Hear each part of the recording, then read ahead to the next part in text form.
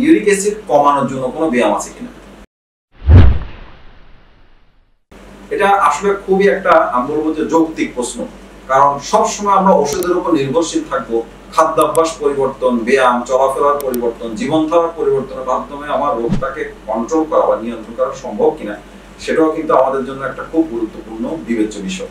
তবে সেটা যদি আমরা চিন্তা করে থাকি যে ইউরিক অ্যাসিড কমানোর ব্যায়াম, আমি বলবো যে ইউরিক অ্যাসিড না, শুধু আমাদের শরীরে অন্যান্য যে মেটাবলিক সিনড্রোম, বিশেষ করে ডায়াবেটিস, হাই ব্লাড প্রেশার বা হাইপারটেনশন, তারপর হচ্ছে হাই কোলেস্টেরল বা যেটাকে আমরা বলি ডিসলিপিডিমিয়া, তারপর কারো কারো দেখা যাচ্ছে হার্টের রোগ আছে যেগুলো এই ডায়াবেটিস প্রেশারের থেকে হচ্ছে, তাদের সবারই জন্য কিন্তু কিছু কমন রোগ, কমন ব্যায়ামের ব্যাপার আছে।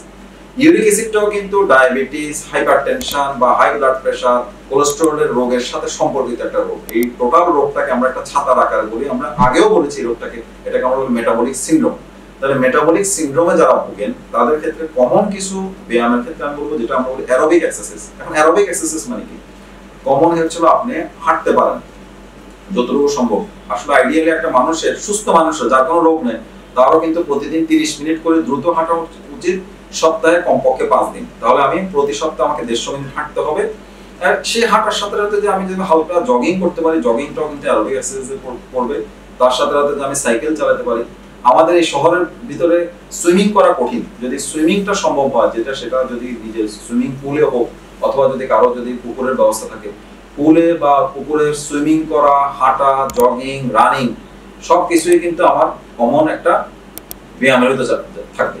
তাহলে এই আমি কমন কিছু ব্যায়ামের মাধ্যমে কিন্তু আমার শরীরের যে অতিরিক্ত ওজন কমাতে পারি, আমার ব্লাড প্রেশার কন্ট্রোল করতে পারি, আমার ডায়াবেটিসকে কন্ট্রোলের কিছুটা আনতে পারি, পুরোপুরি না পারি কিছুটা আনতে পারি, সাথে সাথে আমার ইউরিক অ্যাসিড যদি বেশি থাকে সেটাও কিন্তু কমানোর ক্ষেত্রে আমার এই ব্যায়াম কিছুটা কার্যকরী ভূমিকা রাখে।